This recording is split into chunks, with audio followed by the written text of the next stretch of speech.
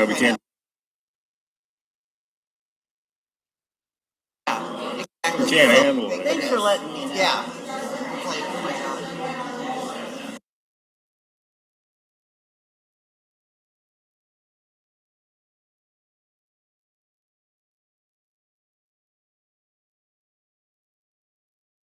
Adam, how you been? Good, are you? Okay, I realized the one I had was a kid's size. A lot of Kids outside one, and I'm time. like, really? Feels I'll get good the finally. adult version. You never burned. Because I work at an I elementary do. school, so every I kid is just try like, to is that stay mine? smart, Is get that some mine? shade No, in between. get hands off. It just seems like you start off gradually and Oh, yeah. you're not Yeah. burning. No, I God, no. would. No, thank God.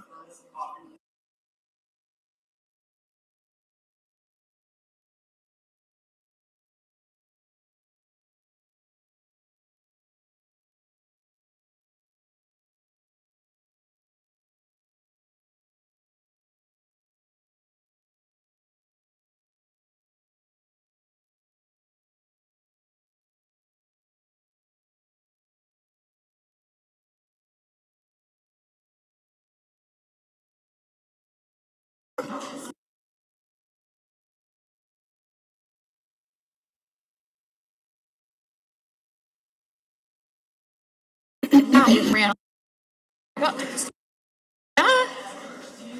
Oh. Yep. Oh, at a Bubba. Farm school, you guys. I know. follow over there? Who are Oh, you? DNR. I know. I forgot it. So still waiting on our It's my bad. wetland Oh, like, don't you have delineation like to get our every permit. color? And they came out last year. Up. Up.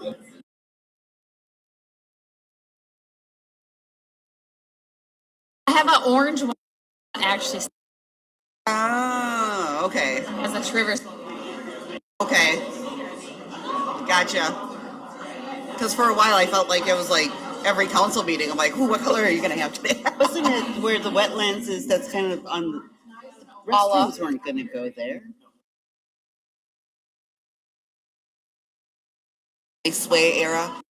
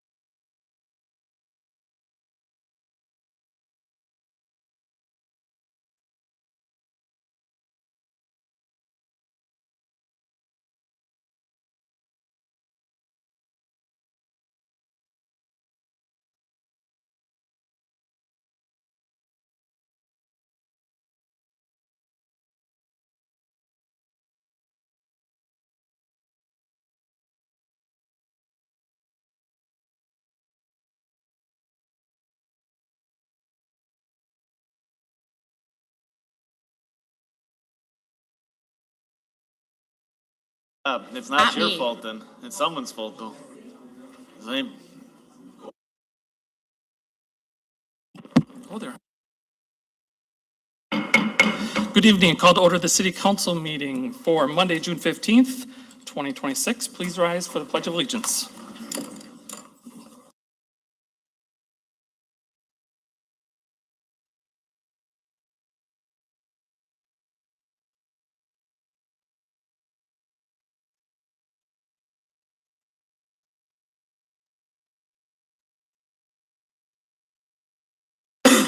Roll call, please, Amanda.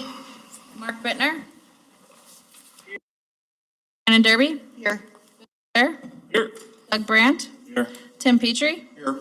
Catherine Delge. Here. Scott Steckmesser. Here. Adam Mahusky. Here. Darla Leclerc. Here. all present. Okay, Mark is at a remote location today, so we have to go to number 4. Consideration of any council member request to participate in this meeting from remote location. Looking for a motion and a second to allow Mark to join us. Oh, do I have a second? Shannon, any council discussion?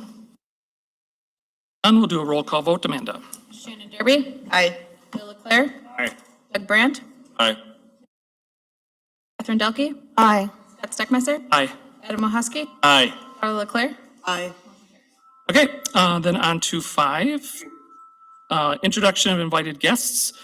We do have a proclamation honoring the career and service of Library Director Jeff Dawson. Before we read it and talk to Jeff, we do need a motion to waive reading and adopt the resolution, but we then will read it after that. Make a motion to reading and adopt the proclamation. Yep, second by. Thank you, Shannon. Any council discussion? See none, we'll do a voice vote. All in favor indicate by saying aye. Aye. Anyone opposed? Motion carried. Proclamation, please.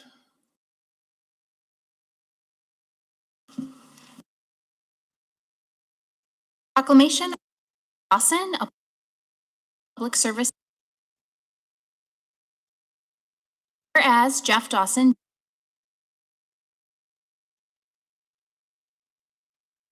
as during near library through a act. And whereas as a registered agent of the Leicester Public Library Foundation, Jeff helped grow gifts and endowments to more than $1.6 million, providing lasting support for library programs, collections, services, and emerging technologies. Whereas, under Jeff's leadership, the library expanded accessibility and enhanced the visitor experience through improvements including self-check stations, a drive-through service window, updated lighting, improved power access, and other building enhancements, while also ensuring the preservation and maintenance of essential infrastructure, all with no expense to taxpayers. And whereas, through his innovative use of Flickr, Jeff created a widely recognized photographic archive documenting the life of the library in the community, an archive now exceeding 12.2 million views and serving as a living history of the people, events, and shared experiences of Two Rivers. And whereas Jeff represented both the library and the city of Two Rivers at the state level, including leading the Resource Library Group during Wisconsin's Public Library System Redesign Project from 2015 through 2018, and presenting at national and international conferences on innovative library services and community engagement. And whereas Jeff fostered a culture of creativity, collaboration, and professional growth among library staff, encouraging innovation and new ideas in service to the community. And whereas Jeff retires on August 7th, 2026, after serving the city of Two Rivers with dedication for 19 years. Now, therefore, be it resolved that the City of Two Rivers hereby expresses its sincere gratitude and appreciation to Jeff Dawson for his outstanding leadership, dedication, and many contributions to the Leicester Public Library and the community of Two Rivers. And be it further resolved that the City of Two Rivers extends its best wishes to Jeff Dawson for a long, healthy, and happy retirement. And be it further resolved that a copy of this resolution be forwarded to Jeff Dawson as a token of the city's thanks for his many years of devoted service of Two Rivers.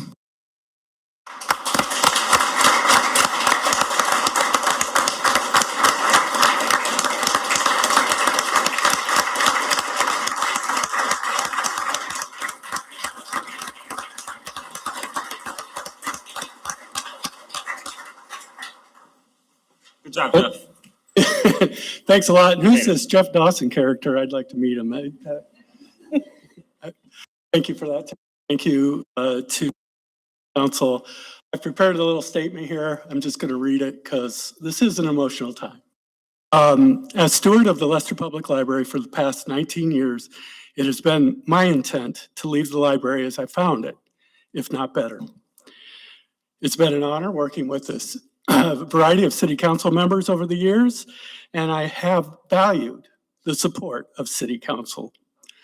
During the past 19 years, I've had the pleasure of working with dedicated department heads and city managers. Holding a leadership position in the city alongside these devoted individuals has been incredibly rewarding. Thank you to the City of Two Rivers in recognizing the Leicester Public Library is a true gem, a welcoming beacon to the city as residents and visitors approach on Memorial Drive. And thank you to the entire community for the warm welcome extended to my wife, Mary, and me. Thank you to the Leicester Public Library Board of Trustees for taking the leap and hiring me back in 2007, and their continued dedication and service throughout my tenure. Thank you to the Leicester Public Library Foundation Board for their trust in me as we saw the endowment grow over the years. Thank you to the volunteers, many who are family members of staff, offering help and support to our mission, Read, Discover, Connect, Enrich. Thank you to the staff at the Leicester Public Library. Excuse me. They brought innovation, competency, and joy in serving Two Rivers and surrounding communities.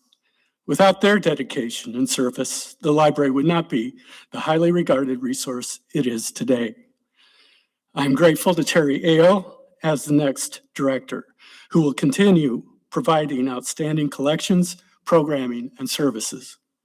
And finally, thank you to my wife, Mary, who, putting up with long hours, meetings, boards, conferences, she is the steady hand that keeps me grounded. Thank you very much for this honor. It's been a pleasure, and I'll see you around. I'm staying in Two Rivers. Thank you.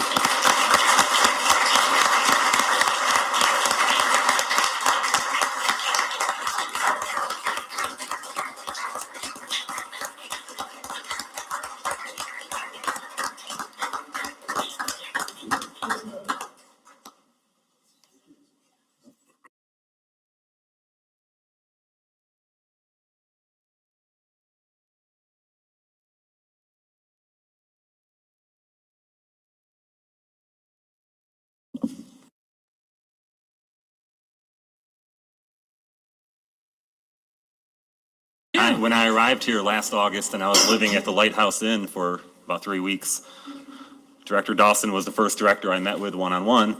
Walked across the street on a Saturday morning and met with him at the library. And I knew that morning how much he cared about the community, and I knew he had impacted, and I hope he knows that he has impacted thousands of families directly in 19 years. So you know that, Director, right? Okay, good job.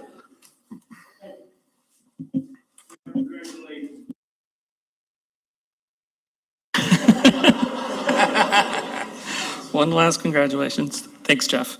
On to number 6, input from the public. If you wish to address the council about something that is on the agenda or perhaps a future agenda item, please step to the podium on your left. Please be aware that you have 3 minutes to address the council. The council may ask questions of you about the topic, but cannot discuss issues raised or make any decisions since the topic is not a posted agenda item.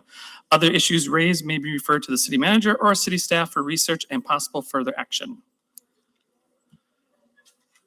My name is Susan Bertman.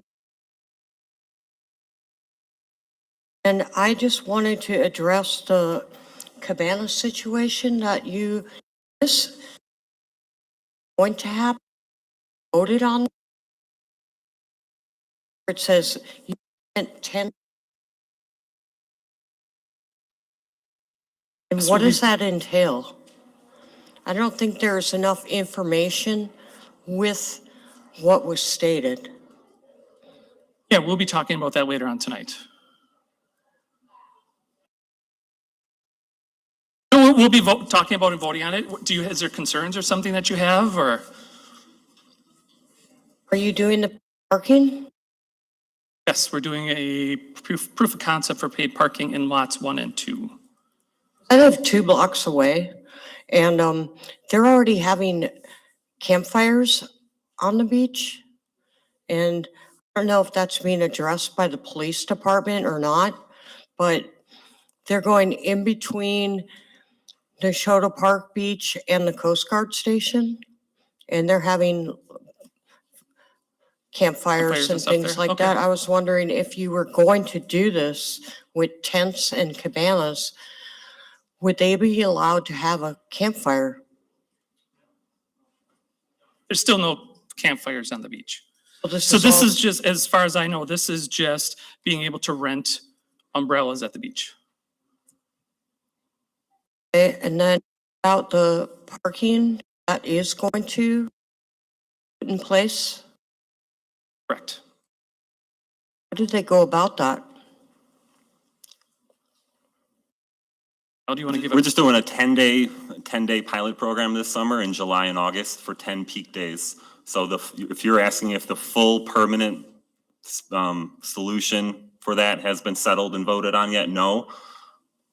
We have no data to talk about that yet. So we're doing a 10-day pilot program this summer to collect data, and then we'll talk about it publicly. Okay, thank you. Thank you.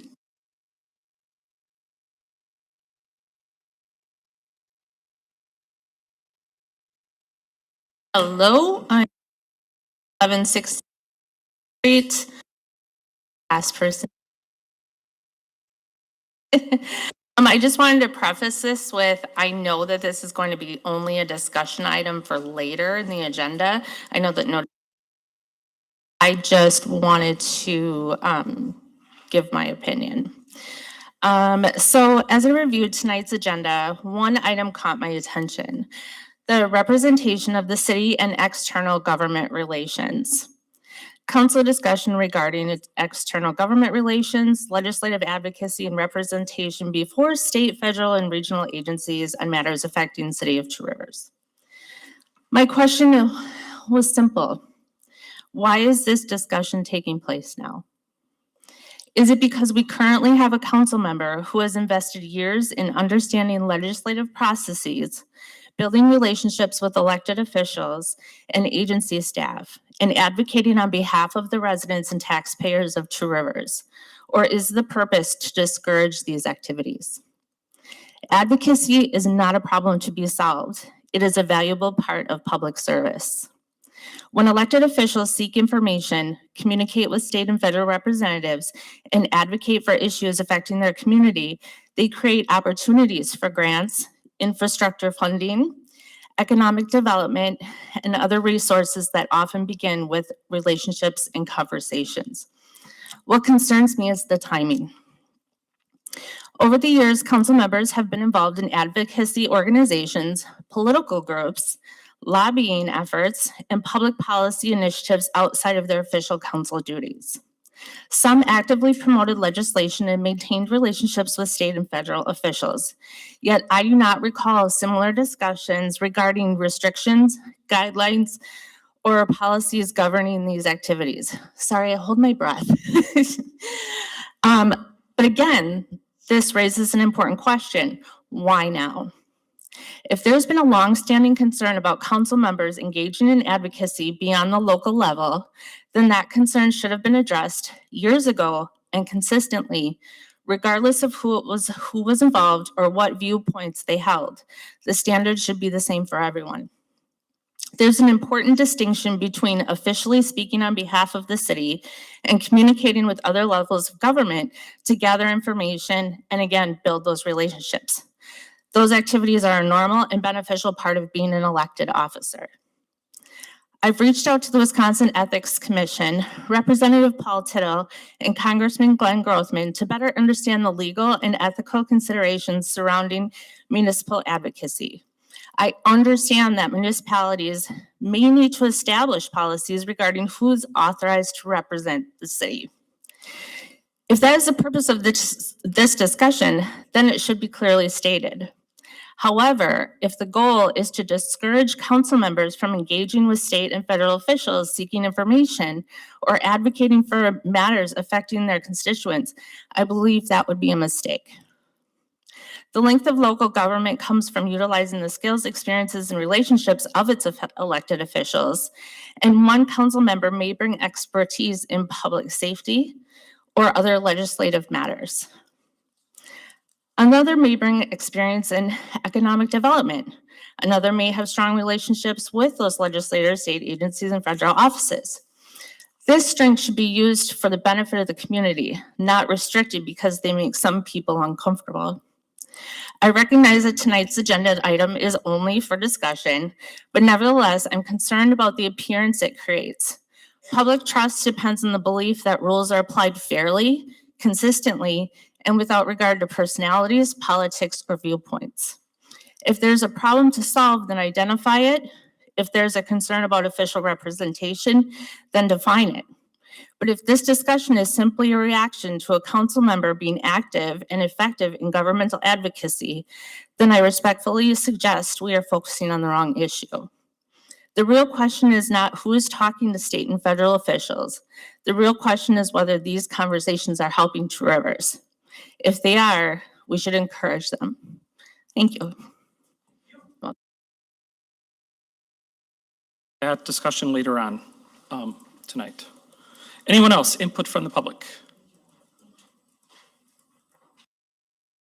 Seeing no one else, we'll go on to number 7, council communications, letters and other communications from residents. Anyone have anything?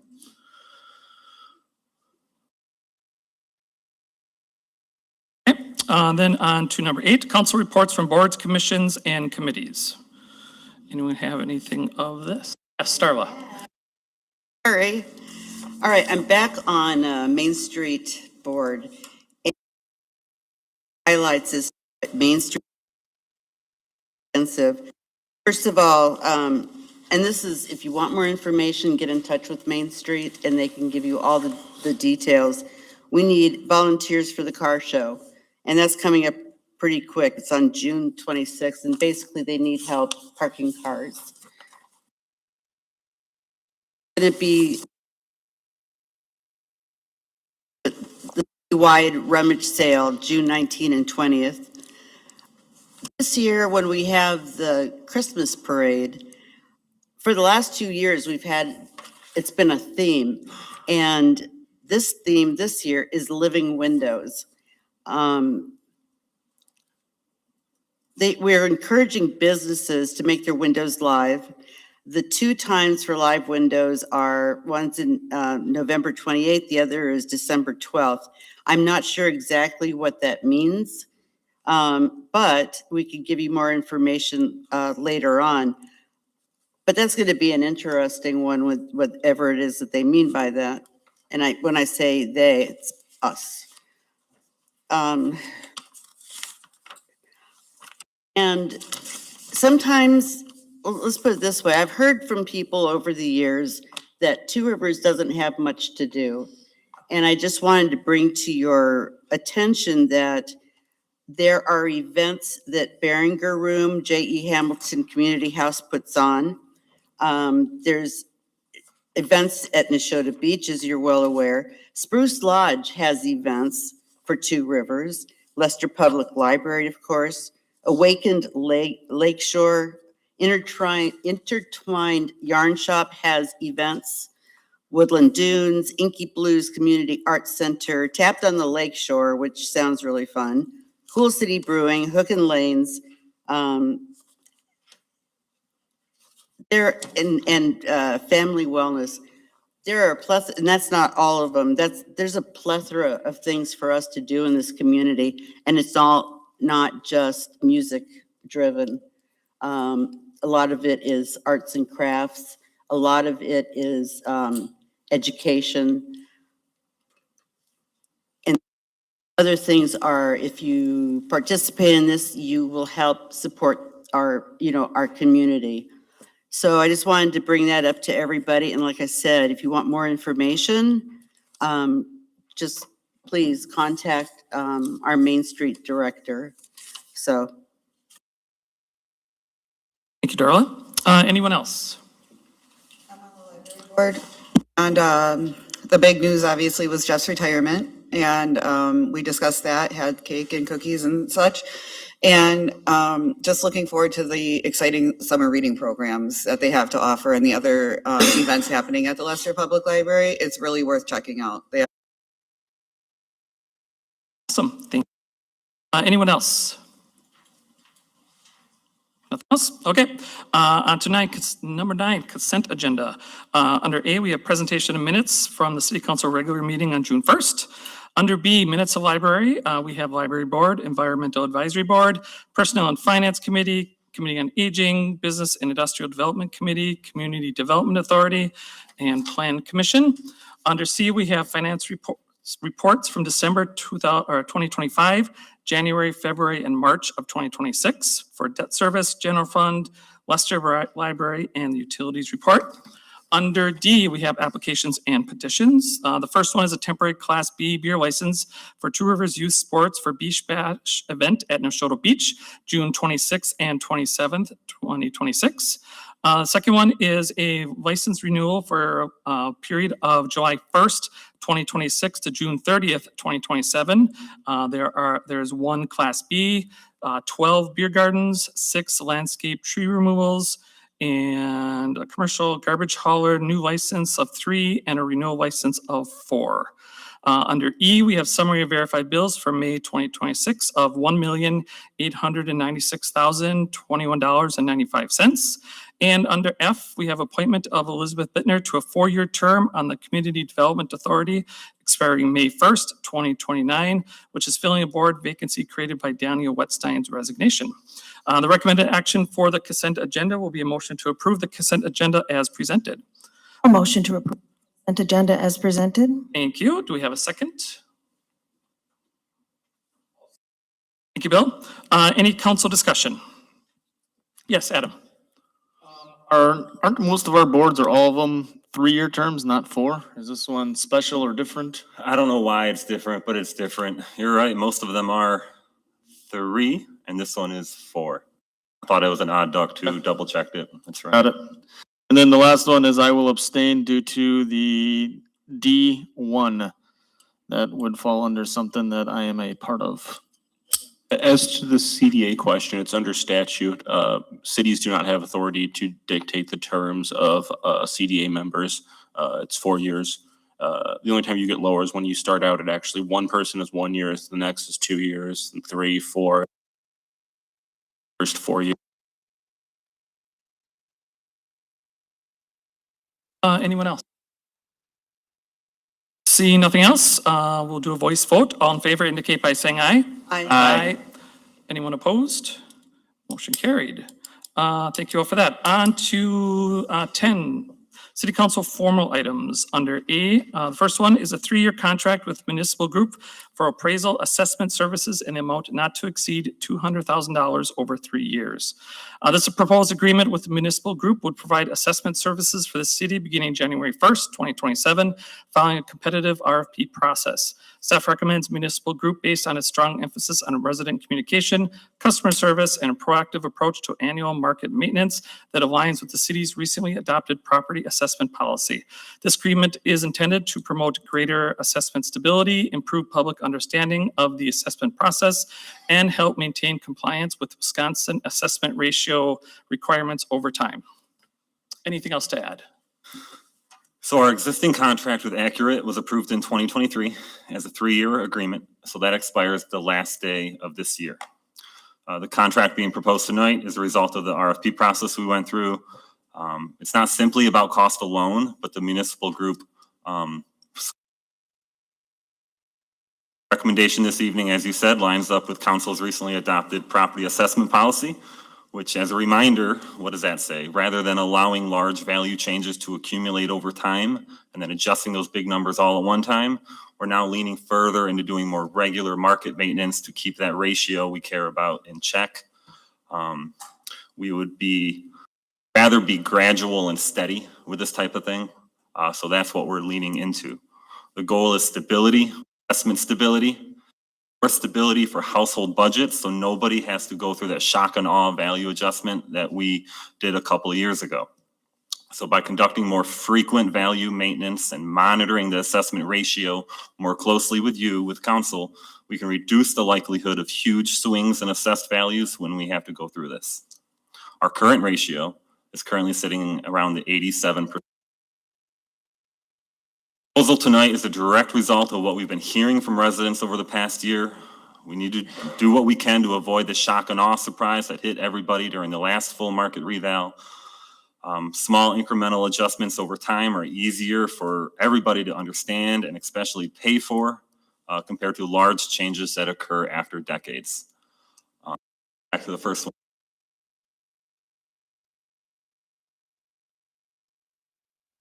Total value contract tonight is not to exceed $200,000 over 3 years. That's predictable. It's a predictable cost structure. It helps achieve our strategic goal of general fund financial sustainability. How does that compare to Accurate? We've been paying Accurate $64,200 annually, $64,200 over 3 years. So the cost is going up 3.8%. But that's comparing a contract you're approving in 2026 to one that was approved in 2023. So that's a really good number. Over 3 years, the cost is going up 3.8%. If you annualize that over 3 years, that's 1.3% each year. I call that a win. If we could get everything else we do to increase 1.3% per year, I think we could call that mission accomplished. That's a little bit of how we got here and what we're looking at tonight. Ryan Karnowski is the owner of Municipal Group, and he is here with us this evening. Hi, Ryan. He's going to introduce his company and go over a few things of what they do well. And thank you for joining us this evening. Thanks for the introduction, Kyle. Good evening, Council. My name is Ryan Karnowski. I'm the owner and Chief Appraisal Officer for Municipal. We're a small municipal assessment firm based out of Stevens Point, Wisconsin. Currently service which is a big difference from Accurate, who I believe currently has about 240 municipal. So one thing that we like about being a smaller firm is the fact that we have a really good relationship with councils, but also with your residents and your taxpayers. If somebody calls our office, they're either talking to myself or Matt, two licensed assessors in the state of Wisconsin, and we're going to be the ones that are going to have those conversations with concerns are as it relates. And we have a few other staff as well that perform some of our do some of our sales and permit. And so we're really, I think, well to take on for those following 3 years. The other thing, and Kyle had mentioned this, doing these revaluations, it's a big lift, right? And it's an uncomfortable reality for a lot of municipalities here in Wisconsin because so many of them have fallen investment ratio. And so one of the things that we've done and we've learned over the last several years of doing multiple revaluations is that education is a big component. So whenever we do a reassessment, there's really 3 touch points in which the residents and the taxpayers will have some interaction with my office. The first one is a letter simply indicating that there's a reassessment that's going to be occurring for that typically goes February. That's going to ask them. What we want to do in that instance is verify what we have on the property record card to what we believe or what the taxpayer is going to let us know that exists within the property. Is the correct number of bedrooms?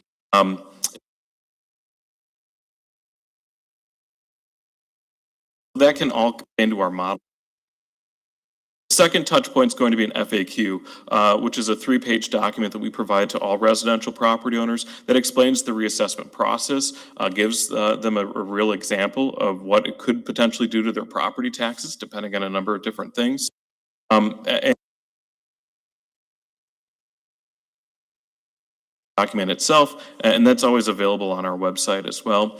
And then the third one, of course, is the daunted notice that in a revaluation year typically comes out in August or early September, indicating what their value is going to be, what the changes, and then kind of through that process, we'll do a presentation to the city council. We'll put together, really a recorded presentation that so they can process how we derive our values, right? It's not just numbers that are pulled out of thin air. There's a real analysis. And ensuring that there's also uniform. That's the really assessor and what the state wants the assessment, conformity and accuracy of those values. So I think education's a big component of what we do. I will gladly sit on the phone or in person at somebody with open book, talk to them for 5 minutes and try to explain to them the process. I come from a background, I spent a decade working in various municipalities throughout the state of Wisconsin.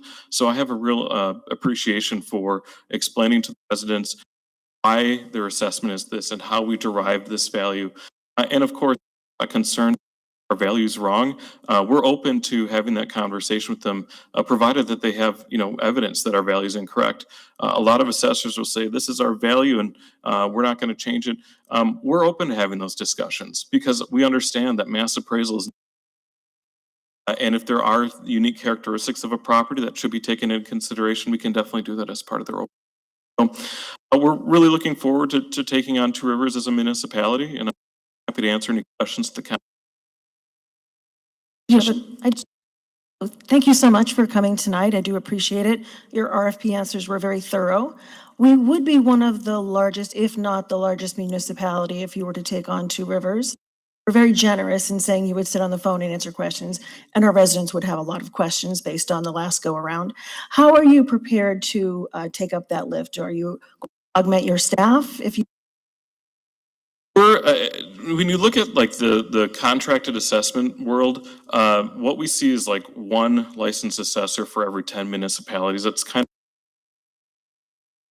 of, we have 2 licensed assessors, 17, I think you'd be our 18th community, our largest in terms of parcel count, not necessarily the largest in terms of equalized value. We have a number of lakefront communities, larger equalized value, but we're not overly concerned if it does become a burden. We definitely have the capacity to take additional assessment appraisers.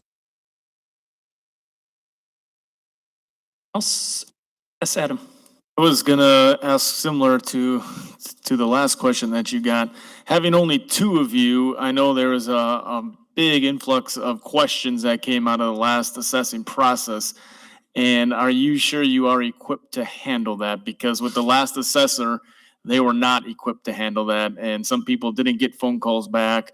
Sometimes it took weeks and it was a constant go between Amanda and our city manager at the time to try to get answers. And they were very hard to get answers. And I guess the next assessing firm that we choose, I want to make sure that that's not going to be a problem. No, our rule of thumb is 24 hours. If there's somebody calls and leaves a voicemail, call them back or the other thing too, kind of being a smaller firm, right? We only do between 3 and 5 reassessments annually. We don't want to go above that number because it does become a workload concern on our, but because I think in 2029, we're doing planning. We are doing fewer of our other municipalities because we know that the lift and the phone calls over weeks, a big lift. And so we don't want to be overburdening ourselves and our staff during that time as well. So I have 2 other questions. The other one is, are you going to be here a day a week or dedicate time to the city of Two Rivers? In the past, we've had people that had said, hey, we're going to be around on Monday, or we're going to be more available on Monday to answer some of the questions that came in throughout the week. Or is it just going to be as they come in, you address it no matter when? So we would address it no matter when, right? If somebody calls or emails us, which is the majority of the interactions we have with taxpayers, it's not in the contract for us to have office hours. It's something that we could talk about. We'd probably have to, kind of look at the numbers as it relates to that. But all of our interactions are typically done via telephone or email. Yeah, that's how the last firm was as well. They just set time aside or said they were going to set time aside. And then the last one is, I know that with the last assessing firm, it was when someone thought that their assessment was too high, it was on that person to come and say, hey, this is why I think it's that high. Do you have information to show them why you got to your number? Yes. Yeah. So it's a really good, I think an important thing to bring up is in the state of Wisconsin, the assessor's value is gospel unless proven otherwise by the taxpayer. And so it's fair that if a taxpayer says, well, how did you come up with this number? We should be able to show them sales of like property that helps us derive their particular assessment. And so within our software program, we can run sales comparison reports and provide the.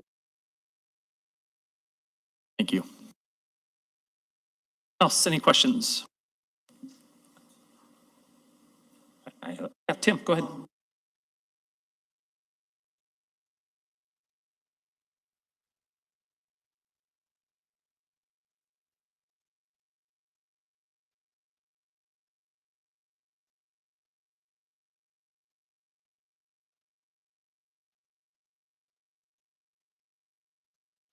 Yeah, so we use Market Drive, which is our CAMA software.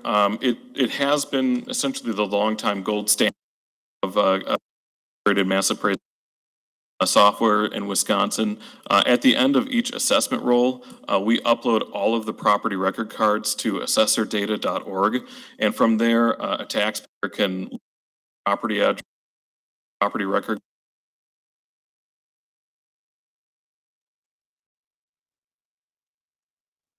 All that information. Ryan, we're showing on the slide 27 and 28 right now, and on the next slide, it says 2029. Can you briefly touch on why 29 might be different than the first two? And how we can be flexible with that? Yeah, so 2029 is the intended reassessment tax year, essentially, where we will, leading up to 2029, we will start to reset our modeling, right? We're gonna come up with new land models, we're gonna come up with new square foot models, we're gonna come up with new values for detached garages. And so because the reassessment process isn't intense, we have to model out each. It takes us longer to do than what would be typically done in what's known as a maintenance. The maintenance year, we are reviewing property data. We're looking at property record cards of somebody to do a garage, home. Those are things. All other assessments stay stable during that time. They don't change unless there's a change to the physical property. And then in 2029, the direction of the county. We would then do a reassessment where we reset every value and we come up with a new mathematical model based on analysis of sales typically done in the last 18 months from that January 1, 2029 date as an example. So we'll monitor the real estate market. We'll see where our sales are coming in at to where our assessments are and then make it. The reassessment process, and this is, I think, really where the council it is intense, and that's why we try to do a lot of that education as part of our efforts, folks to a lot of folks because they're not going to out there, right? They're going to talk to you as their assessor. I think that does lead into an interesting thing that because I've worked in as a full-time staff member. I always view ourselves as extension of city staff, right? Your interaction, your residents' interaction with us should be that of if you were dealing with the inspections clerk's office. And so this idea that, somebody would, if they've got a concern about their assessment, they have to submit a form and maybe the assessor will review it in a week or two. I just don't buy that. We are here to represent the city. So when we do the reassessment, we want to make sure that the neighborhood values and the modeling that we put together are accurate of the current trends that we're seeing in the real estate. Something that Accurate does, and it's not just the city of Two Rivers, I've seen it in a number of other municipalities, they will ratio things. So let's say neighborhood 1 of 25% value, neighborhood 10% increase value, they will up everybody 25%. Well, the challenge there is now when we do the sales in neighborhood 1, maybe they're right on to their assessed value, but neighborhood 2, the assessed values are way high. And it's not good practice. It's not good assessment. It doesn't actually allow for uniformity. And quite frankly, it's really frowned upon by the Department of Revenue. By said ratioing cannot be done. It's technically illegal because the property manual is modified in state.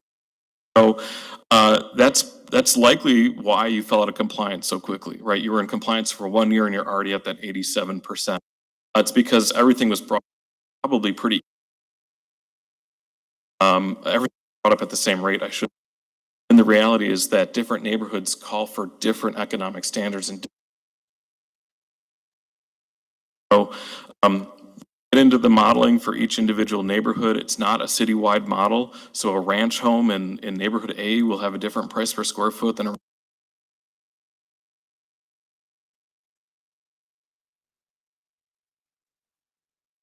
I could get really into the weeds if you want, but I don't think, I'm starting to see some eyes glaze over, so. Any other questions? You guys, residences? We do a fair amount of field work. Are required if there's a property, and get up photos. We'll also verify the sketch that we have to make sure that it is accurate. And then at any time a property owner requests the assessor to come through the property, we definitely make that work as well. Maintenance. I've done with the main properties that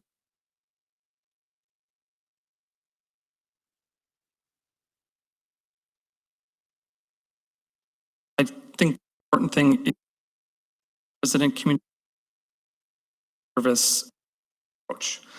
And have that, we haven't had that for a while. We were reacting after the assessments were done.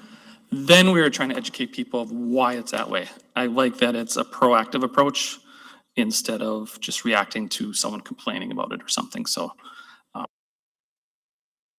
just wanted to other questions? If not, for a motion.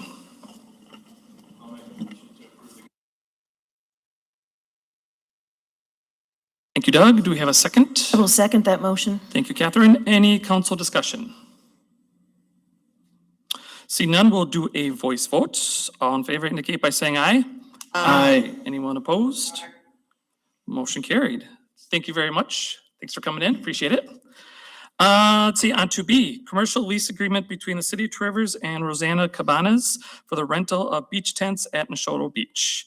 This proposed agreement authorizes Rosanna's Cabanas LLC to operate a seasonal beach tent rental service at Neshoto Beach from June 19th through September 1st, 2026, with a designated area near parking lot 1 and 2. The tenant will pay the city a one-time lease fee of $100, maintain required liability insurance, naming the city as an additional insured, and operate Thursdays through Sundays from 10 a.m. to 4 o'clock p.m. as a fee-based public amenity. The lease preserves public access to the beach, prohibits food sales and live music from this vendor, and may be extended for additional 1 year upon mutual agreement of both parties. Anything else to add, sir? catchy name, Rosanna's Cabanas. Looking at an opportunity for a seasonal trial to try something new, introduce a new amenity at Neshoto Beach as a pilot program without any financial investment from the city. This is risk-free to the city, and it allows us to continue testing new ideas at the beach and also support a private sector entrepreneur. There has been discussion of the city government stepping out of the way at the beach and perhaps letting the private sector take over and run with things that are in demand. This agenda item is a page out of that playbook. This is a small example of local government supporting a private sector startup idea. Rosanna, or Rose, who is the name of the woman behind this effort, and Rosanna's Cabana, resident who lives near, hired, and for the with this idea, since she's a lot of demand, came in and talking to us about testing this idea. Really not that different than a private sector food truck and leasing a small parking spot in parking lot 1 to sell items that they think are in high demand. Agreement is structured to protect public access to the beach, risk for our organization. The tents will be located in a small designated area in front of parking lots 1 and 2. Rosanna's Cabanas cannot restrict access to any portion of the beach. She has 7 of them. They're not your typical umbrella. They're very high-end, very premium umbrellas. I've never have them set up on there. She'll have them set up early in the morning. She will be there on site on all the days that she is out there. So we're not assuming any operational risk. The vendor is responsible for setup, operation, and removal of the tents. And she's required to carry the liability insurance. Trial, because we're not afraid to try new things. The lease runs from this weekend through Labor Day, giving the city an opportunity to evaluate public demand for this and to see if there's next to the beach extension. 1-year extension if it's all good for everybody, and we of course retain the ability to cancel.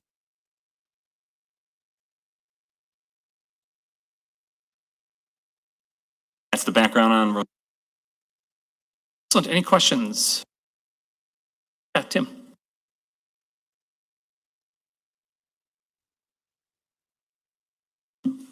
Haul them. No shed, no structure. She lives right there. House, she said. Thursday, Friday, Saturday, and Sunday.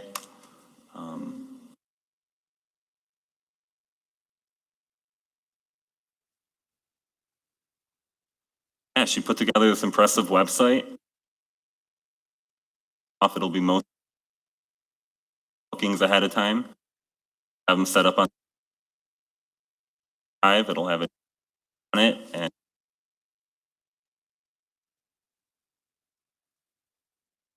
that's the idea. Out and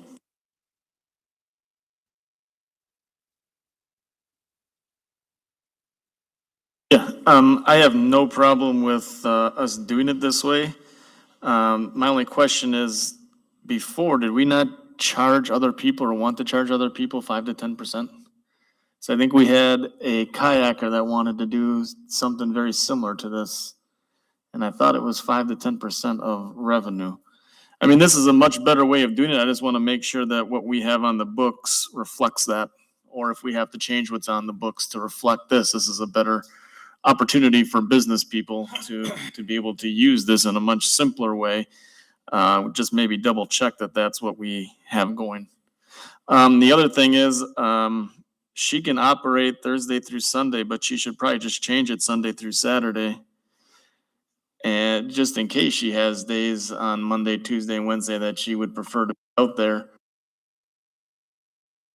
Like a Memorial Day, that may be fairly nice that she may have wished she wanted to be out there. You'd hate to have a contract that prohibit her from doing that. And of course, if you change it from Sunday through Saturday, it doesn't automatically make her be out there on a Monday, but at least gives her that opportunity to be out there on that Monday. just trying to recollect on her conversation. She was pretty set on these times. She's active in a few other things that she's got going on. So for time around, others just on these.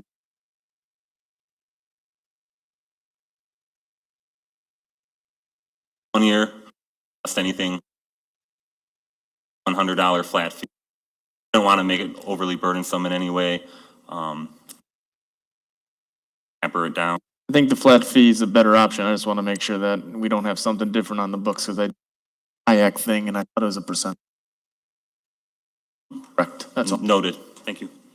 And a logistics question, is her intent that she's going to be on site all days, all time? Because her website references that you could just walk up to rent a tent from her, which means you'd have to go back to her location, bring it out and set it up if she's not going to have tents right there, because she's not going to have on-site storage.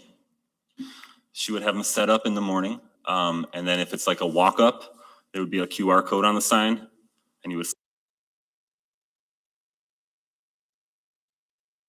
That's how the walk-up would. And she wanted to be here this evening to talk the details better than I can. Unfortunately, she had a prior commitment. But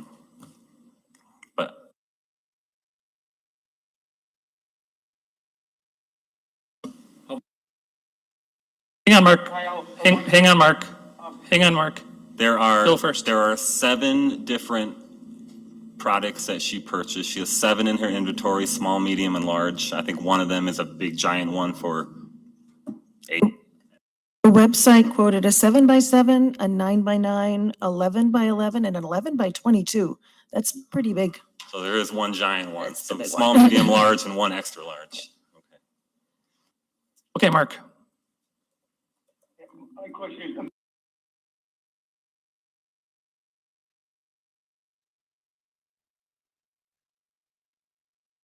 Yes, the vendor is responsible for all cleaning up and, yep, everything to do with it.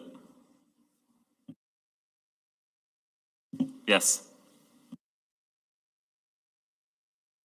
Yeah, so are you,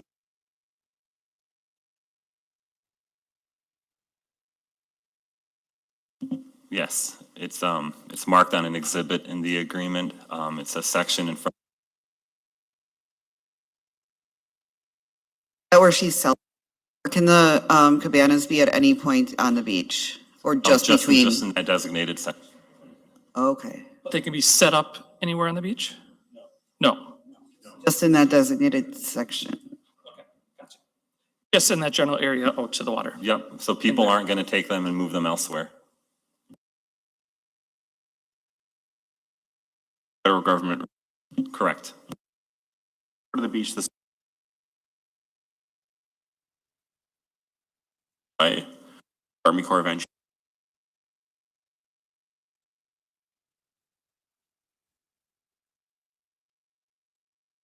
Yes, Tim.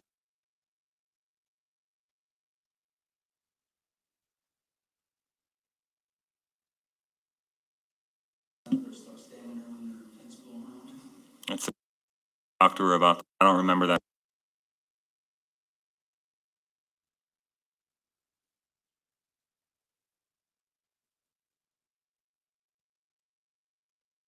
Talk to her about that. The wind, it does get a little breezy down there, and if they all go flying. Questions? Just to add, it had been in the past, the city, there's nothing has adopted that as a, so if council tonight charge of nothing that would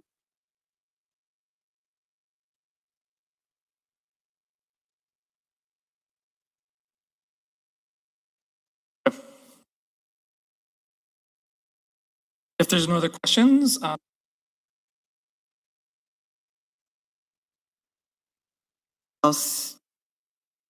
Allow staff to sign the agreement on behalf of the city. thank you, Shannon. Do we have a second? Thank you, Tim. Council discussion.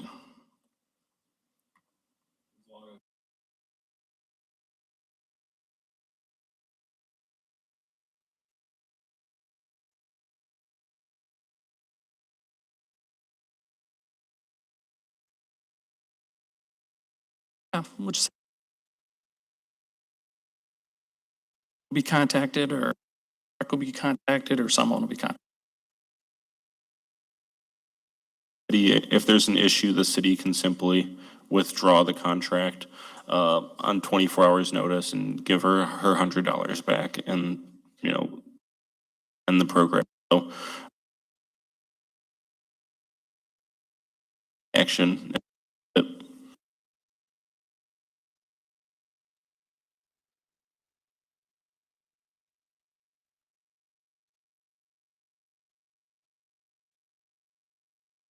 Else? If not, we'll do a voice vote. All in favor indicate by saying aye. Aye. Anyone opposed? Motion carried. On to C, preliminary resolution for special assessment for 18th and 19th Streets from Jackson to Emmett Streets, then Emmett Street from 17th to 22nd Street. The city is preparing for the resurfacing of 18th Street and 19th Street from Jackson Street to Emmett Street, as well as Emmett Street from 17th Street to 22nd Street. The proposed resolution initiates the special assessment process required under Wisconsin law and authorizes preparation of the assessment report identifying project costs and proposed assessments. Adoption of this resolution does not levy assessments, but allows the project to advance to the next phase of design, cost estimation, and public review. The sealed bid opening for this is set to be on June 29th, 2026. Anything else to add, sir? Not really too much. Dave's got a few pictures he can cycle through to show you the area and the conditions of the road that we are targeting. Really just a housekeeping item. I think the council is used to seeing this every year. With state statute requirements, it allows us to move these projects ahead. Allows us to prepare the information needed so we can get it public after the bid opening, and then we'll have the numbers then. This resolution just directs engineering to prepare the detailed assessment report combined with the results of the bid opening later this month. And public hearing will final assessment.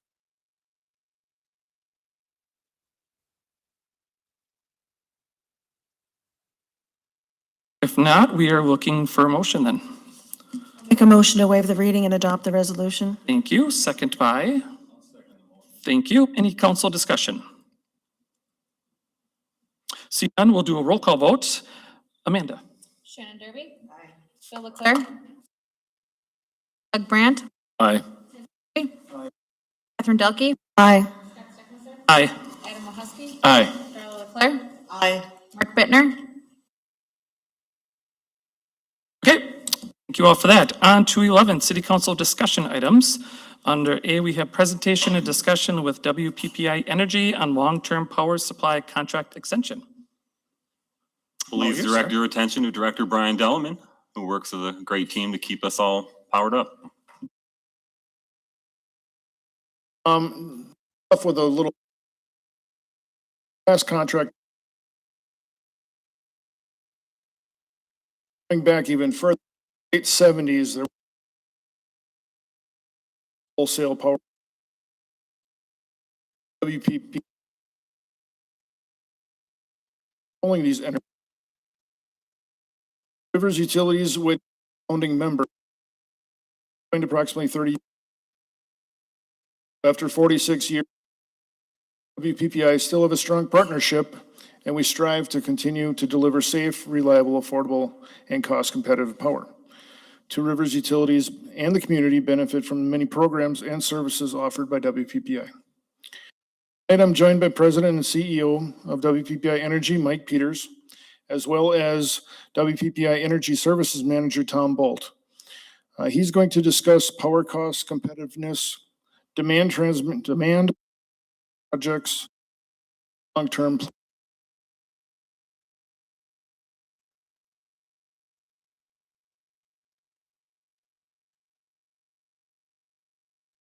Brian said, it's a partnership. Started back in 1980. You were one of our founding members. We're not.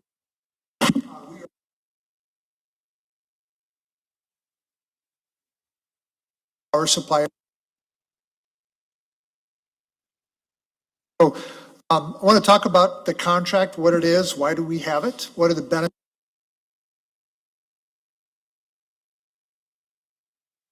Timing of the were provided.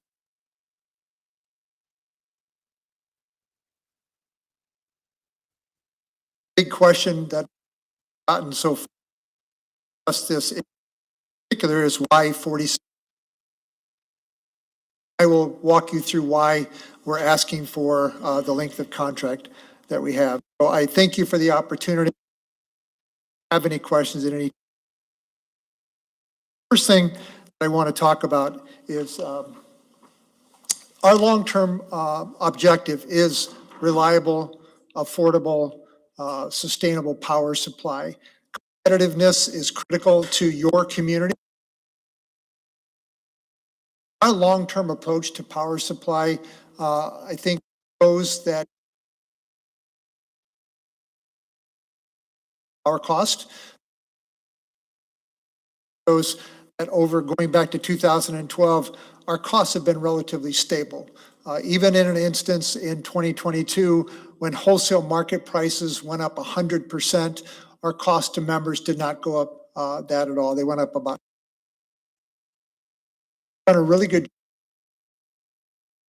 fact, if you look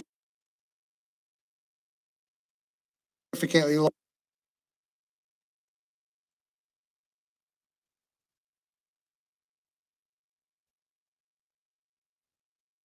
So our long-term approach to power supply planning works, and it's that allows us to do that kind of long. Have a this next chart shows how our average costs compared to other area and in. This is our average retail rates, and as you can see, our WPPI members as a whole compare very favorably to WPS, EPCO. All their most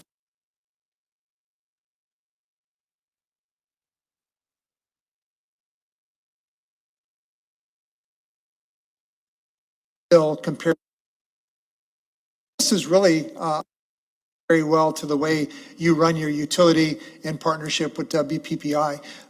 Manitowoc is a significantly larger from an electric standpoint, which gives them some economies of scale that a smaller community would not have. Working through have some economy.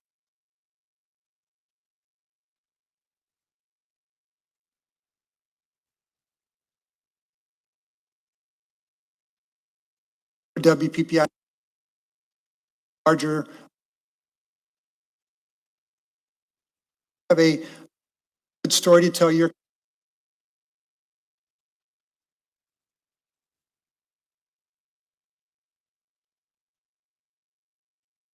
ahead. We have a lot of challenges coming up. We have a significant increase. This chart shows what MISO is, the Mid-Continent Independent System Operator, is the air traffic controller for the power system in a 15-state region going up into Manitoba all the way down.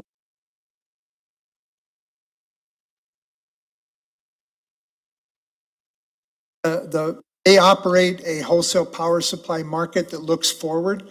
What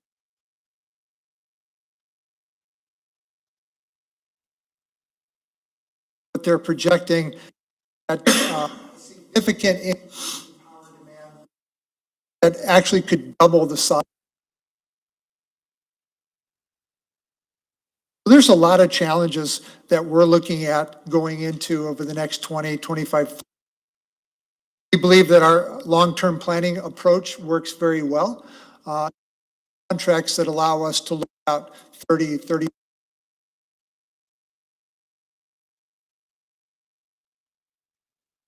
buy into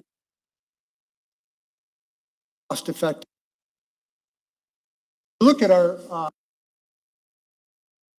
capacity standard. It's space. This bar chart shows the dark part is how much we have available in our capacity resource mix. That piece at the top shows what's open. What do we have to fill in that time frame? As you can see, we're positioned very well all the way out to about 20. And it starts to open up, start making decisions that by the time our supply planning, we do 5, 10, 20, 30-year projections. It can take anywhere from 5 to 10 years to bring a new resource online and have it available. But we'll be making decisions in the next years in order to meet. In fact, we know that we have an opportunity coming up in the next year or two, buy into a very able to meet. It's that long-term with our members allow us. That generation is not getting cheaper. That's one area that we're seeing a direct impact as we look out. If you these are a couple of power projects. EPCO, and these are publicly filed documents. Projects that are highlighted, that Oak Creek CT's project and the Red Oak Ridge CT project. They're practically identical. Size.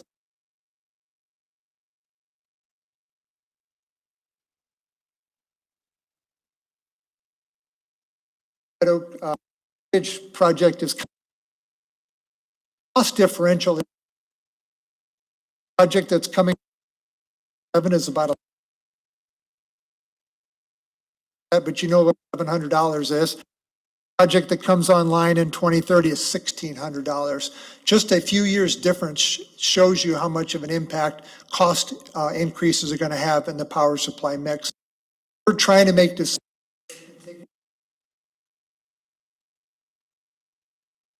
So, talked about power supply. I also want to talk about transmission. WPPI.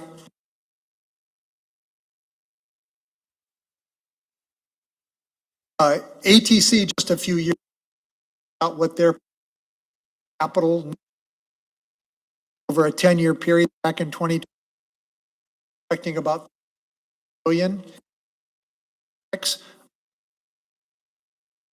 Fast forward to today, it's over 14 billion that they're projecting. They'll number of things are driving this. The change in the generation resource mix. There's a lot more diversity in the resource mix, which requires more. Instead of having a Point Beach nuclear, we're building dozens of solar farms or wind farms, and you're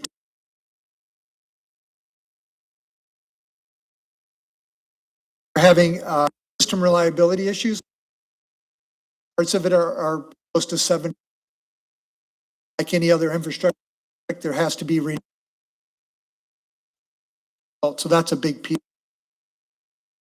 There's also regional transmission projects that are getting built. MISO, I talked about them being the air traffic controller. They're also the planning entity that looks at that 15-state region and decides what type of transmission projects need to be built in order to move power within that footprint. And MISO has well over $65 billion in transmission projects. 30 billion of those are being shared across that footprint, and ATC is building a number of those projects. So we know that there's a lot of growth on the transmission side, and what that impacts for WPPI, since we are an owner, if you go to the next slide, we make contributions to aid that construction. ATC pays for their construction through debt and through capital calls that are voluntary. We don't have to make them. But the value that we get in investing in ATC is we get a return on our investment that goes directly to reducing our wholesale rates to our members. A few years ago, our average contribution on any given year was 4 or 5 million in contributions to new construction. Now getting closer to 30. Finance that through debt. Is life of the debt, it is cash flow positive. And so there is a benefit to WPPI in excess of the debt that we have to borrow. That on our investments in our average power cost by at least 4% from what it good investment for us. If we didn't invest in ATC, we'd pay the same rate for the transmission regardless, but we wouldn't have those returns. In fact, we're paying ourselves for owning that transmission piece. But again, we just did a financing recently, and we that financing over the next 10 investment in 18 us out well past that.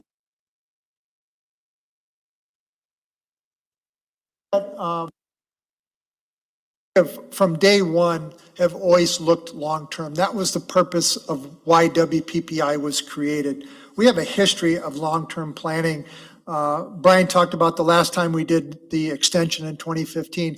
Each on a contract, it's opened up some great opportunities for us to do long-term planning, to enter into longer-term agreements. And again, it brings about cost stability from our member standpoint. So in 2015, after we signed our contract extension, we were able to add some additional transmission investment and finance that over that life of that longer-term contract. We had 2 very cost-effective renewable projects. Project in Northern Illinois that goes out to the early 2040s, and Point Beach Solar. That contract Did not have those available at the time we did the contract extension in 2015.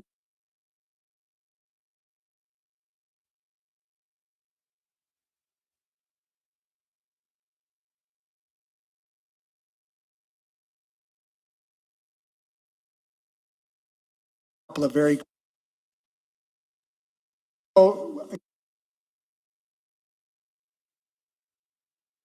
as I said, entering into a period of time where there are a number of opportunities for WPPI over the next 5 to 10 years. We have the opportunity to invest in a new natural gas peaking plant.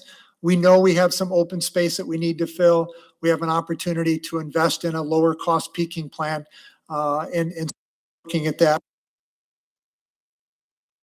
Transmission projects, as I told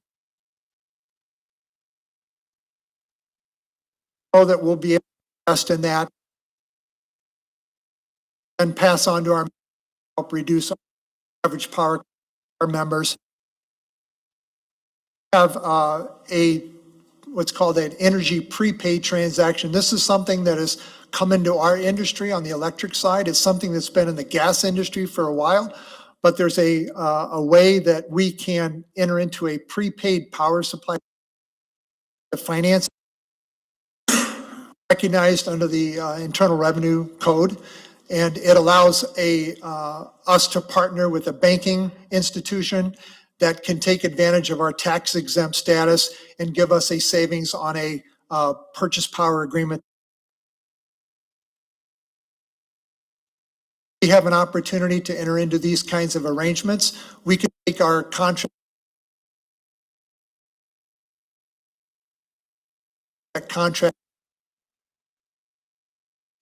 that again is an introduction that goes. That is something that, if you look on that bar chart, would happen in the next year or two. And then you have to renew those types of transactions every 6, 7, 8 years. And so it's close to. And there's a couple of specific transmission projects that are direct investments for us that we would own directly. And in that instance, it's even a better savings for our member communities. We have one that's called Project WISE. It's a transmission project that MISO designated to build. WPPI investing about. They have opportunity. And another project called 8 last 18 have immediate also saving. So that's the reason. Looked at if we were to extend like we did the last time, simply taking this current contract out 40 years, we would be back in 5 or 6 years asking for another extension because so from an efficiency standpoint, there's a cost every time.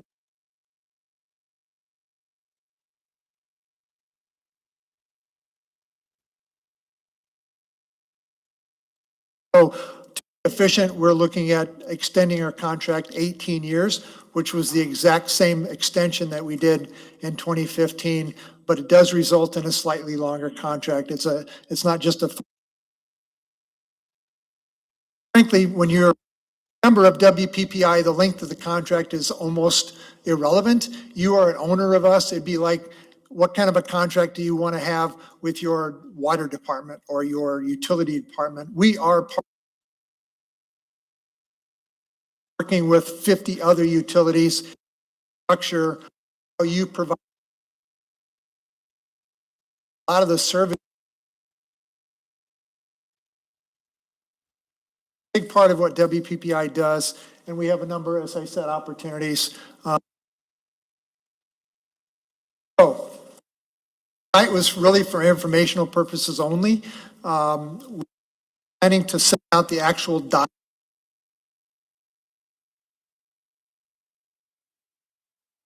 Last time, those are going to go out the first by July 6th.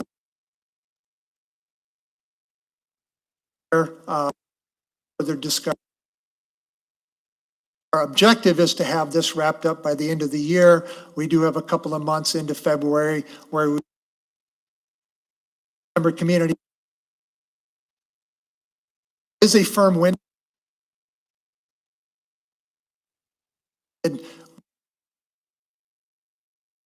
Because for us to do a financing, we go to the market.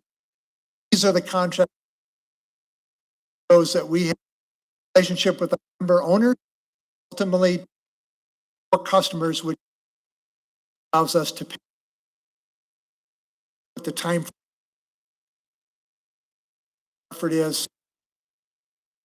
Happy to answer any questions. I really appreciate the long-term relationship that we've had with Two Rivers from day one. You were one of our founding members. Brian's a very active member at WPPI on our board of directors. Have direct impact.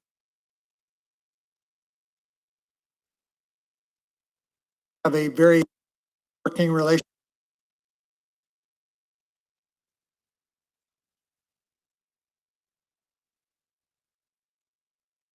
It's a really close-knit working relationship backed up by that long-term contract that we have in place. So Questions, Bill?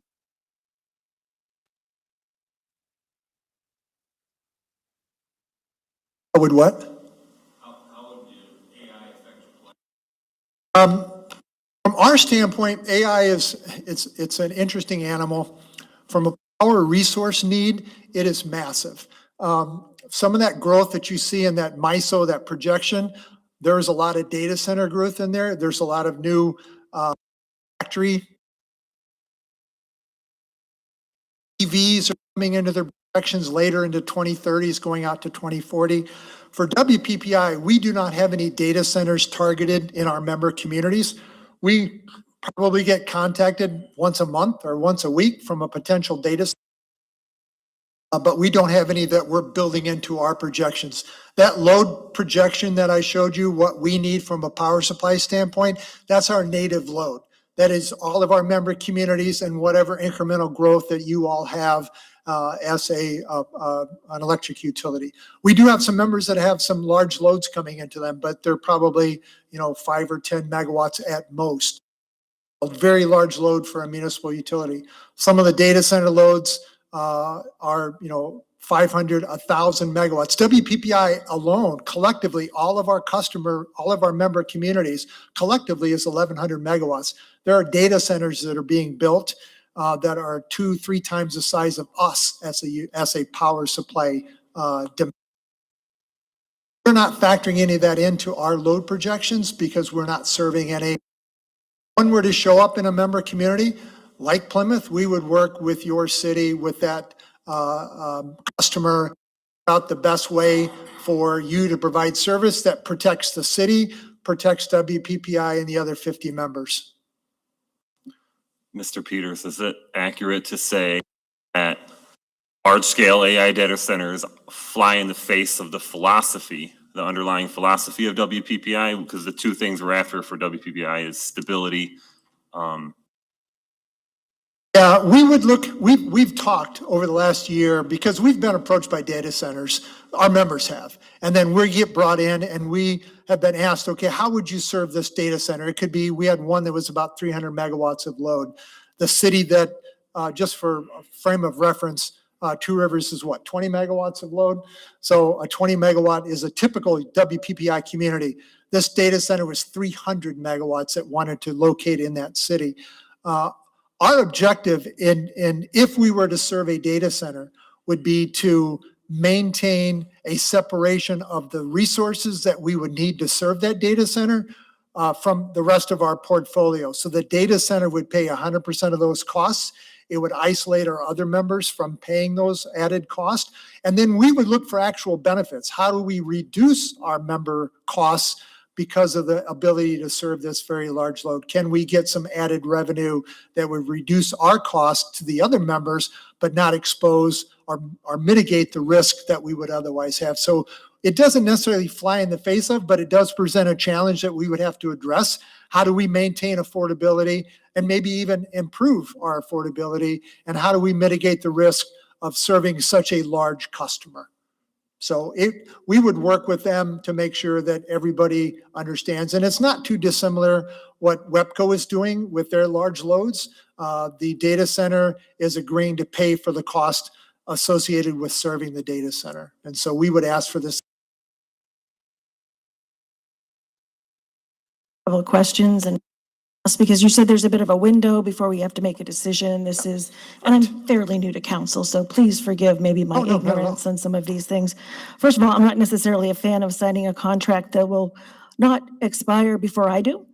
So there's always that. I won't be here either. So- So, but it's not unusual. In our industry, a 40-year contract is pretty standard. It's Understood. because we go out, we do a 30-year debt issuance, or we'll enter into and buy a resource. It might be a 70-year resource. Some of the investments that we were making, they will be around for 60, 70 years. And so that's not unusual for an organization like ours to have long contracts. Let me explain my reasoning Sure. behind that. I had looked at some pros and cons behind that. Obviously, looking at flexibility and the volatility in the energy market right now. Things are moving and changing at a rapid pace. Given AI, we've talked about AI and the impact on what's happening in the energy market, and it is moving at a pretty rapid pace.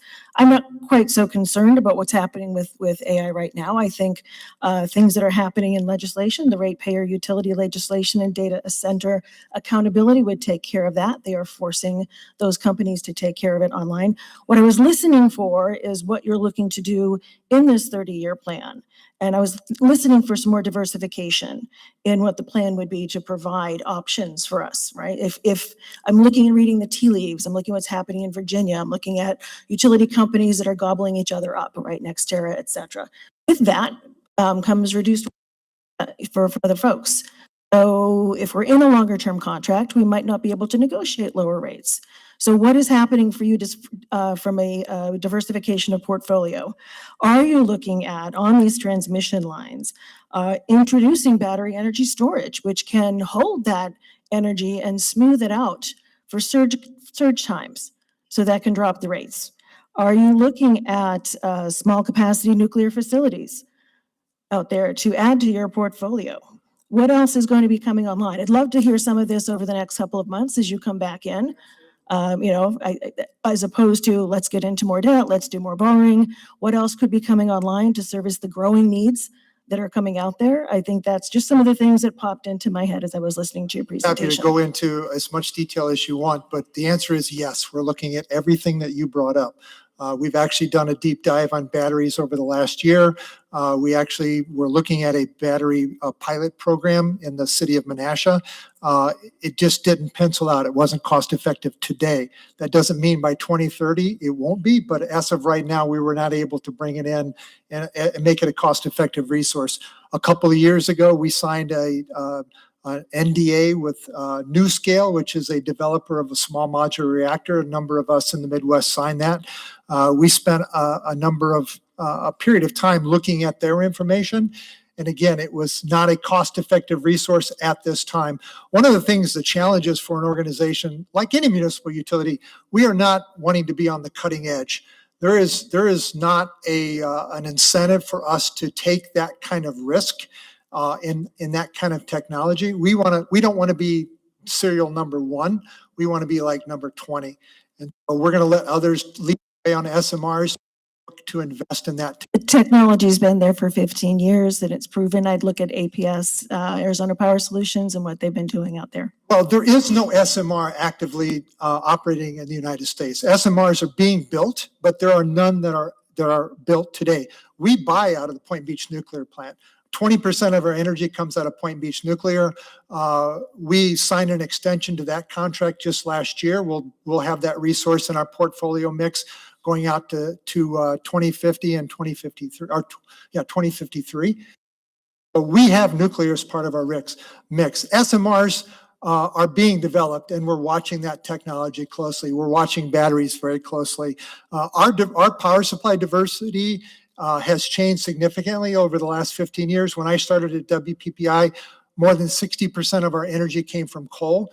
That's down to less than 40%, pushing 38. We have 25% renewables. When I started, it was about 10. And so we've pushed up renewables, we've pushed up nuclear, we've pushed up natural gas, and we've pushed down our reliance on coal. So we have a pretty diverse mix for an organization our size. None of our individual members could do that on their own. They can do it. So we're very active in the industry, looking at all options. And so we'll continue to diversify our portfolio. When we have space, as you can see, we don't have any real space until 2035. When we do have space, a few years in advance of that, 5 to 6 years, we're looking ahead. What is a cost-effective way to meet that resource? Is it battery and renewable? Is it an SMR? It won't be by 2035. Is it additional natural gas capacity tied in with more renewables? And so that's the kind of planning we're doing on the short-term horizon, but we do 25, 30-year planning as well and keep an eye on what's out there in the industry. Other questions?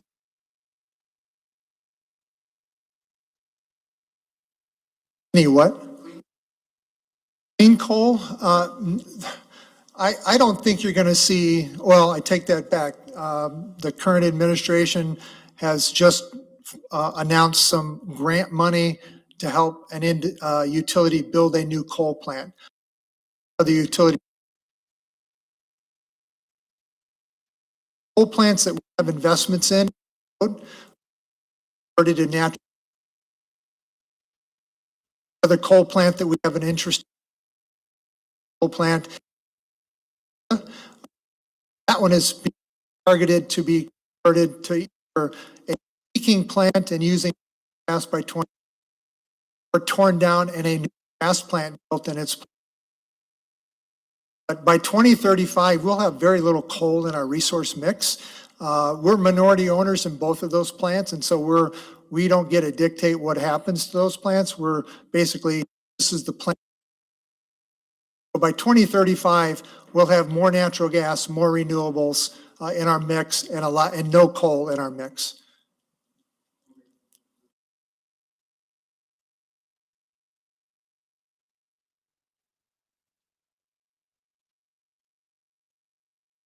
Out of it. I'm with a plant that it's a big chemistry set, and it's not something. And no one, they're. I don't think that's definitely not going to happen with the coal plants that we have an interest in. They're going to convert to natural gas or changed completely. Not going to be. I've seen a coal plant, I believe.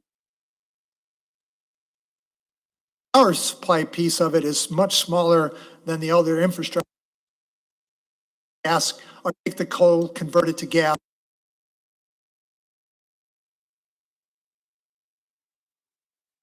Go ahead. Is coal not the cheapest? It depends. Our existing coal plants are very cost effective, but they're very high capital cost. And so if you build a new coal plant today, the capital costs are extremely high. The operation costs can be very effective. Natural gas is much cheaper than coal.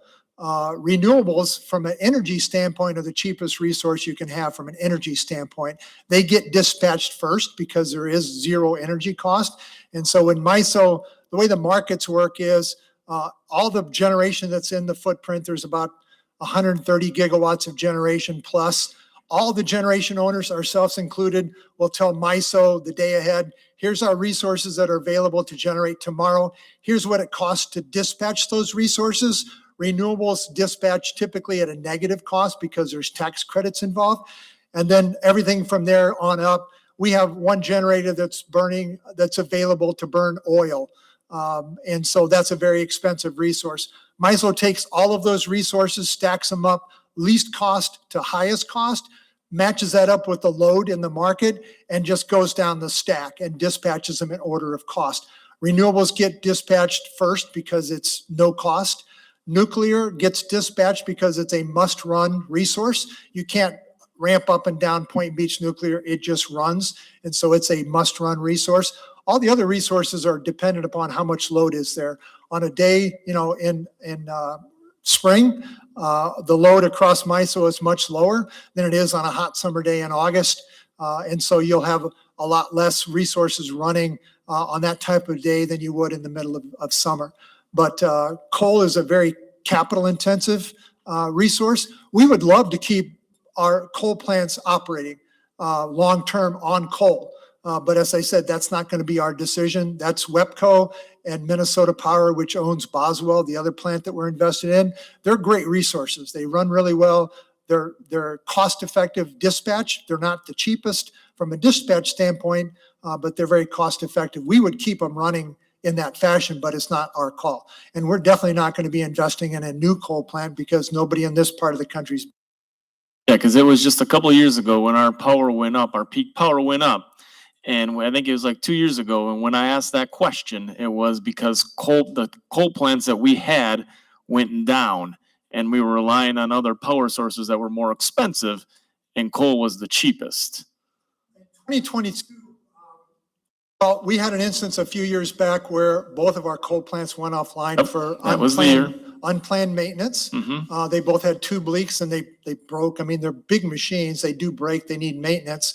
We money out of mitigate some of that. We did have to buy open market. Closed a little bit. But in 2020, wholesale market price, our cost went up about. So it happens. Every resource needs gas plant offline. Every natural gas plant, all of the coal plants. No, I get that. It just seemed like we were proud to be knocking coal off when that was our cheapest No. resource. And we're a very poverty city. We were not very rich here. And we turn off a lot of power for people when it comes springtime.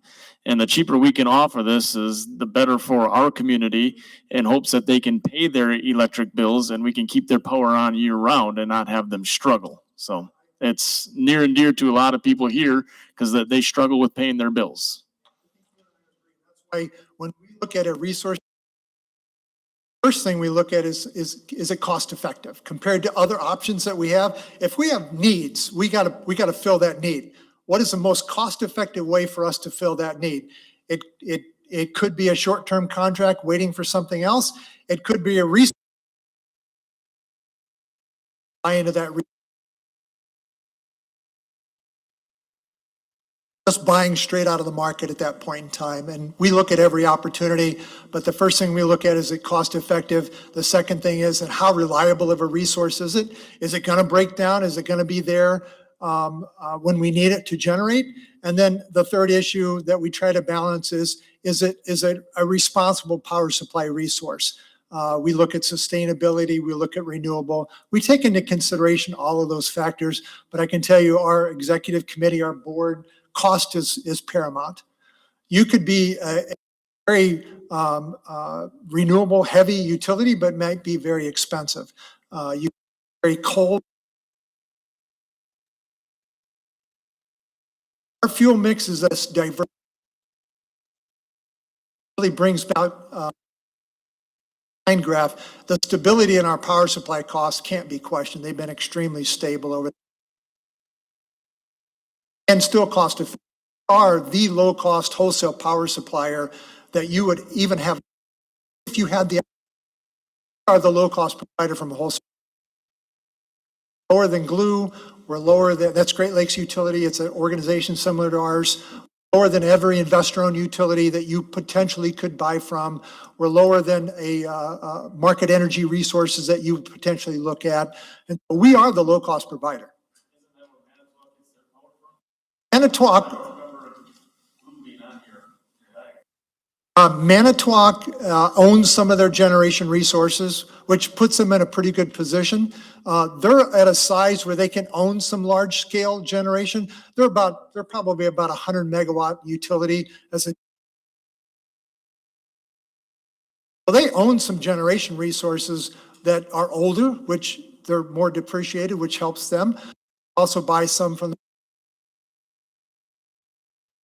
They're not comparable to what Two Rivers could even do on their own.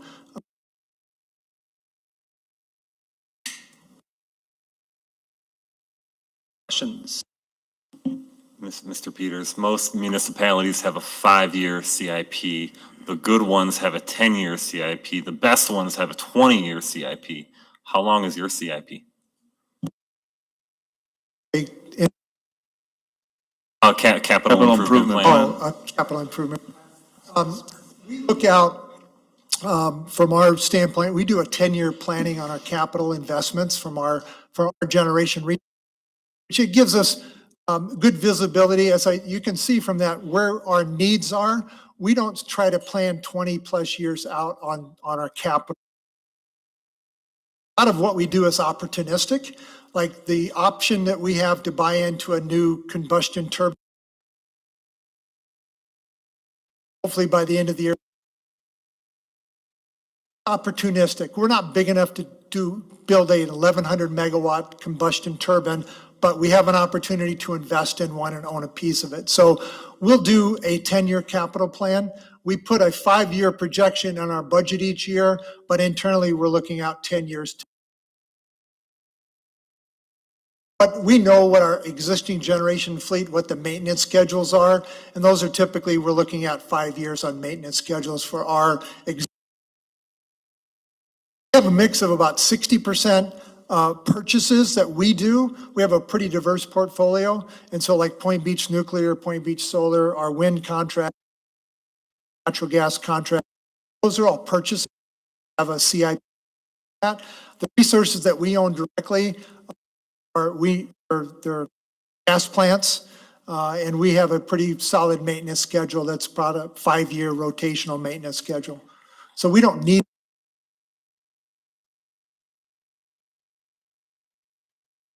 Any other questions?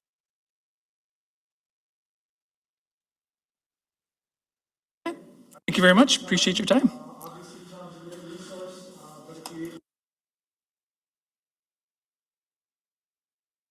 Thank you very much. Okay, on to 11B, representation of the city and external government relations. This council discussion regarding external government relations, legislative advocacy, and representative before state, federal, and regional agencies on matters affecting the city of Two Rivers. This is just for informational only. I will preface this with, I know Corey was up before asking questions about everything. For me, this isn't about stopping us from doing this. I know a lot of us have done this. Some of you have come up and asked me questions of, can we do this? Should we do this? How do we do? So I thought it was best, and a couple of the council members brought it up too, to understand how we should do this. Is there a procedure for this? Should we tell council we're doing this? Can we just go do it ourselves? Do we represent ourselves, the city, how that all works? So again, it has nothing to do with who did it or why they did it. It is more or less of how do we do it? Can we do it? And that's why. God asked me to talk on this. As you all are probably aware, as council members, you're free to, speak as you please. About how you do your politics as you may. You're all elected representatives. You all, inherently political positions. So there's no intent here to say that you can't engage in any kind of political activities, government relations, or any of that sort of thing. Just in regards to some of the questions we got, I kind of wanted to give a little bit of guidance on this. So the important distinction, as Scott kind of alluded to, is whether you're representing yourself or representing the city of Two Rivers. You're fine to meet with legislators, travel to Madison, talk to your representatives in your capacity as someone who is a member of the Two Rivers City Council. We just want to be careful that we're not crossing the line into making representations on behalf of the city, because that's a decision that this board would make, as the result of adopting a resolution or coming up with the policies or the agenda of the city council. So that's the important distinction there. I know a lot of people were concerned about whether or not individuals could meet with legislators or advocate on behalf of the people of Two Rivers. They're fine to do so. The important thing is to keep in mind if you're representing yourself. Am I talking as an individual who is a city council member, or am I talking as a city council member on behalf of the city? And that's just the key distinction to make. Certainly if there's opportunities that you want to leverage or, talk with other individuals and other political bodies, certainly feel free to do so. There's no restrictions to do so. You're gonna have to refrain from making communications that purport to represent the entire city, because everyone on this board has their different politics, different ideas, and their own political ideas about what the city of Two Rivers, Wisconsin should be. So it's just important to understand that and not be putting words in the mouth of your fellow council members, because I don't think that's anyone's intent, but we want to be careful about that. I think that's some of the concern of some of the members here has been communicated. They don't want to seem that someone's speaking for them or saying what they believe. That's ultimately up for them to say. So if anyone has any questions, as always, I'm happy to talk about ethics, compliance with Wisconsin law and best practices. But I don't think I need to say much more than that. I think that's something you already know, but Scott just wanted me to highlight again. Sure. How does it relate to the county board? So if I'm a council member on a county board, I should be able to advocate on behalf of the city as I represent a district and what that. I know I can't come up here and say that on behalf of the city of Two Rivers or on behalf of the city council, but I can still advocate for the city of Two Rivers and saying this is what the city of Two Rivers wants if I. Us. Lines. Yes, when we talk about that becomes different than being just a city council member, because at that point you represent a district of the city. Yeah, so I think that's a key distinction. So it's certainly, I represent a county as corporation council. We have a lot of people who serve as, village trustees, town board members, and it's perfectly acceptable and, encouraged to say this is, I'm Adam and this is what my constituents are telling me. You don't need to, make a differentiation between the constituents that you have in both sets. You can certainly, communicate information as to what the city of Two Rivers is doing. I think the only place where it becomes an issue is if you, make statements that purport to be on behalf of the city council without this board taking action.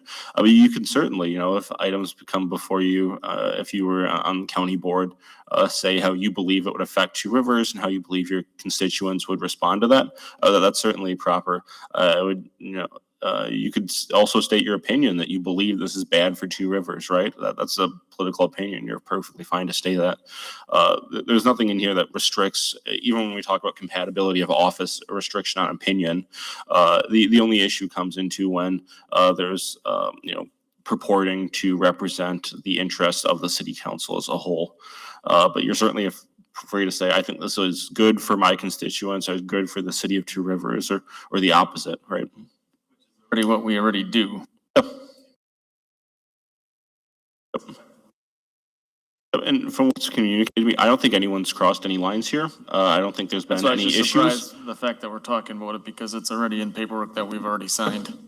I don't know, I'm just Right. doing what I'm asked to do, right? So, but I haven't seen any issues, and I don't think anyone's crossed any lines there. But to the extent that council wanted me to talk about this tonight, I'm happy to do so and assure everyone that I haven't seen any issues so far. And if you have any questions, like I said, always happy to talk about ethics and things of that nature.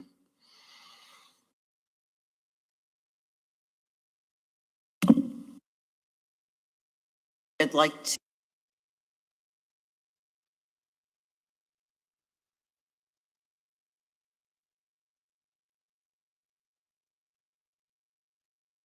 Go ahead, Darla.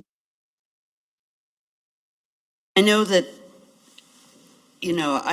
there's plenty of stuff that I've done outside of Two Rivers that deals with Two Rivers. Three of the things have been when I went down and talked and lobbied for the city in regards to harbor dredging. That was the real, that was a kind of a tough one. We were this close to having it approved and to come to some sort of an agreement. And then DNR said, what exactly is sand? Sent us all back to relook at everything, set us back by about 3 months. And finally it went through, but it needed, now with that, I was invited by Greg Buckley, who spoke also, to come on down. Also Bonnie Shimalunas was there and Bill was there, all right? And with that, I had been briefed and then debriefed as to how this should be approached and what were the topics that we should stick to. I didn't wing it, is I guess what I'm saying, okay? Another thing that I went down to Madison about was shared revenue fairness. And this is back when, and I bet you guys remember this, when we only get a certain portion of money, the shared revenue, to come back into our community, as do all the other communities. But this was the one where money was taken away from other communities and given over to Milwaukee, who probably spent it on hot dogs as they were flying down to Jamaica because they don't know how to manage their money. And I believe they're going to be coming back again, wanting more. But what I did to advocate for, and it wasn't just me for Two Rivers, there was other communities. We advocated to have shared revenue fairness. And that was the point. Here's why, and here's here's a, action and reaction. All right. And if we are not treated fairly and we don't get the money that we actually deserve, here's what's going to suffer. You say that in front of some of these guys who are politicians, and I swear to God, they all have horns, hooves, and a tail sticking out of their behind.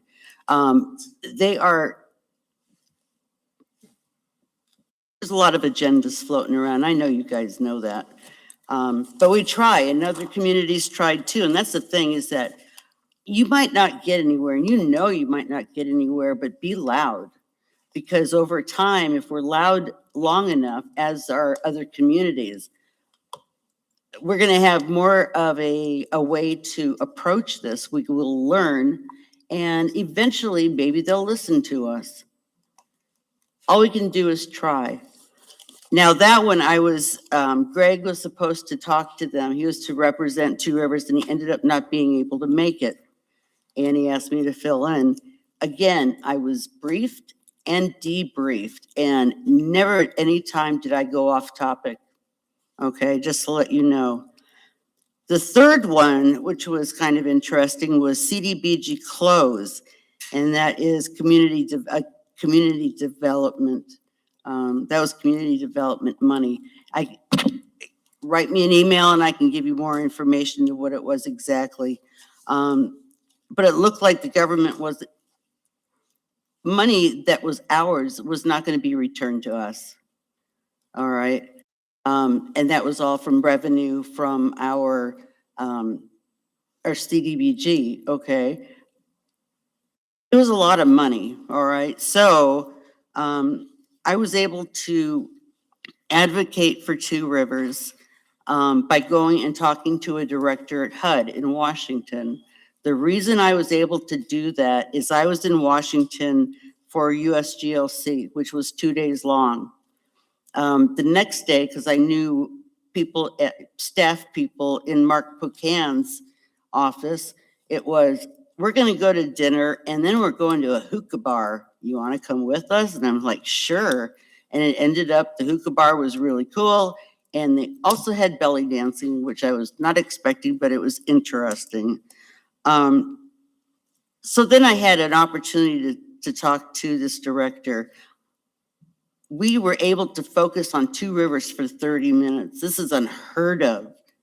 All right, to have just some schmuck show up to talk about something for that long a time, but they were in agreement. And I'll tell you what, I do believe that part of that, plus other things that communities were doing, over $1 million came back into our community, okay? And I like to think that I was part of that. Again, that was something that was last minute. I did not talk to anybody about this until I talked to Buckley. And I had, Carla, I think we're going a little bit outside the scope of the. I'm sorry, notice I for your- just, Nope. some things were said that I would just like to clarify. Oh, one last thing, maybe to, Isn't I this guess- not council No. discussion? I We're just not- want to say This one is not thing, and on that residents. is Yeah, that you'll have to do it in private. if you have any questions, like any of that, contact us. And we can give you a lot of answers so that you're not worrying about it for a long time. Okay, that's all. Thank you. So, anything else? Oh, again, I just want to, for clarification, I'm ecstatic we have people that do this. I'm happy that people are leaders in government and doing this. We've just been, in the past, called out because we may not follow our processes the right way, shape, or form. I just wanted to make sure we're all on the same page so we can keep doing it, but I want to make sure we're on the same page. Well, just to comment on that. Yeah. When you say called out because we may have not followed processes, and since this is an open discussion, if there were a question, comment, or concern, we're all professionals, we're all adults. I'm happy to take feedback directly, because this did stem directly from my visit to Madison. I'll call it out there because everybody knows, and that's what precipitated this conversation. It precipitated a conversation with you and our lawyer here to respond to a question from a citizen. It precipitated this meeting here. But if anyone here in this council had a question, comment, or concern, like Darla said, you can speak to me directly, you can ask a question of me directly of what was said, done, why I was there, why I received an invitation, why I made a 2-hour drive down for a 4-hour conversation and a tour that was nothing more than that. Happy to ask and answer questions. And this is blown into something way beyond. And I said, if there are rules, guidelines, et cetera, wasn't in the training manual, let's put it all out in the open so we can operate like adults. That's all. That was my intention for tonight, was to get it out there so we're all on the same topic. We're all on the same page, so we know what it's about. That's all. Anything else? If not, manager's report. Well, I know we are all on the same page about how cool rummage sales are. This will be an exciting weekend in Two Rivers, apparently a busy weekend in front of us with the annual rummage. Hey, is anybody watching? Can you tell us if anybody's viewing? We have an audience, fantastic. Pre-sales happening this weekend on Thursday and the main event happening on Friday and Saturday. I haven't seen this yet, but we are hunting for a few things, so we will be out. We'll have people running all over our community looking for deals. This brings in bargain hunters and visitors from across the region. I don't know how big this gets here, but I'm looking forward to seeing it for my. This has been a busy day downtown as bargain hunters take a break and visit Main Street. I guess we see a lot of spillover economic activity on Main Street from this for people taking a break for a drink and for lunch. So hopefully we'll see some of that and some good weather this weekend. Fun tradition, showcases our community spirit, and who doesn't like finding a good deal on something. Also have the bike rodeo coming up on June 23rd in the evening from 6 to 8. The annual bike rodeo will take place next week on Tuesday. This is a free event that gives local children the opportunity to have their bikes and helmets checked by professionals, learn important safety skills, navigate a fun obstacle course, and we're even giving away 2 bicycles. Out and join us on that next. Sunday, Thursday is coming up in Central Park on June 25th from 5:30 until 8 as we celebrate the ice cream sundae being invented here 145 years ago. So mark your calendar for that Sunday, Thursday at Central Park on June 25th. Popular summer tradition brings the community together for an evening of live music, games, and plenty of ice cream sundaes. Please join us downtown, enjoy our community, and this important event that celebrates where the ice cream sundae was born. Rivers in 18. Each batch is coming back. Something else I haven't seen, but looking forward to seeing it for my first time. Takes over Neshota Beach, June 26th and 27th. 2 days of live music, carnival rides, family fun, food, and the nicest beach in Wisconsin. Residents and visitors are encouraged to come out and enjoy one of our premier summer traditions. Lastly, not as fun, but important for residents who want to participate. If you have not already taken the public funding survey, we want to hear from you. Resident engagement is at the cornerstone of all major city decisions, so we want to know what residents think as we move into the future and we move into budgeting season. Each year in spring, we would like to launch a survey that looks like this, a very similar survey each year without changing it or futzing around with it too much every year, which means each budgeting season will be going into budget discussions armed with fresh data about what the most important things are for the community. Funding priority survey will be open for at least 8 weeks to maximize participation, and the paper version will be included in the July hard copy newsletter to ensure everybody can participate. The survey is available on the front page of the city website and will remain there for a few more weeks. That's all I have. Awesome. Thank you for that. Information only, the next city council work session will be Monday, June 29th, 2026 at 6 o'clock p.m. Some upcoming events, chatting with the chiefs at Uncorked Book Lounge on Monday, June 15th at 10 a.m. The Tours Police Department Kids, Cops, and Cones at Neshota Park Playground, Wednesday, June 17th, 5:30 to 6:30. Cool City Classic Car Show in downtown Two Rivers. The cruise is on Friday, the 26th at 6 o'clock p.m. Car show is on Saturday, June 27th, starting at 7:30 a.m. And Time Capsule is opening in Central Park West, Saturday, July 4th at 1 o'clock p.m. And then the 4th of July celebration at Walsh Field, Saturday, July 4th. Festivities start at 5 p.m., fireworks around 9:30 p.m. at dusk. Other than that, we do have a closed session tonight. The City Council reserves the right to enter into closed session per Wisconsin statutes 19.851 EG, deliberating or negotiating the purchase of public properties, the investment of public funds, or conducting other specified public business whenever competitive or bargaining reasons require a closed session. And then G, conferring with legal counsel for the governmental body who is rendering oral or written advice concerning strategy to be adopted by the body with respect to litigation in which it is or is likely to become involved. We Note for the first one, it's for the purchase and sale of property.